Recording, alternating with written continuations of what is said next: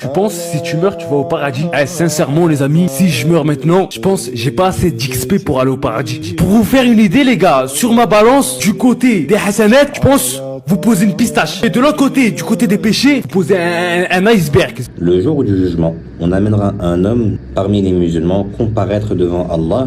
Et Allah Azzawajal lui présentera 99 registres devant lui sur lesquels sont inscrites ses mauvaises œuvres qui s'étendront à perte de vue. Allah Azzawajal demandera à cet homme: est-ce que tu nies ce que tu as fait, donc toutes ces mauvaises œuvres?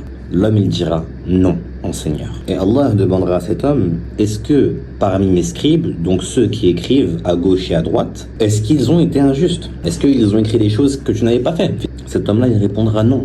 Et Allah demandera à cet homme: as-tu maintenant une seule bonne œuvre pour compenser tout cela?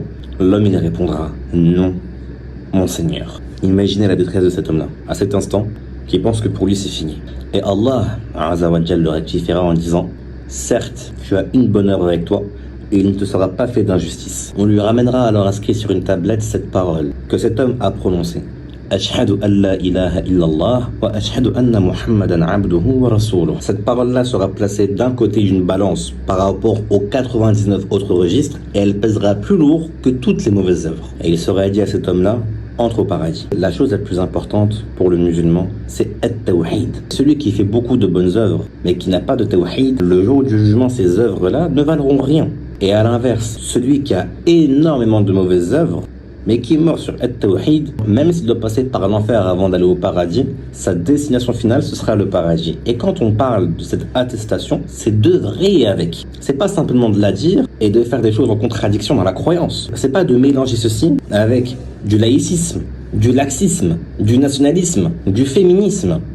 Et là, je parle simplement des idéologies contemporaines. Donc on doit comprendre comment œuvrer avec cette croyance, se désavouer totalement de la mécréance des mécréants. Alors, il y a beaucoup de gens qui ont du mal avec ça. Parce que quand on entend qu'en France, il y a des sondages que 53% des musulmans pensent que les lois de l'islam sont supérieures que les lois de la France, normalement c'est censé être 100% au cas où. Et bien évidemment, au-delà de tout ça, on essaie d'œuvrer davantage pour Allah, en multipliant les bonnes œuvres. N'oubliez pas qu'en cliquant sur l'un dans la bio de mes réseaux, on peut encore venir en aide à nos frères et sœurs à Gaza.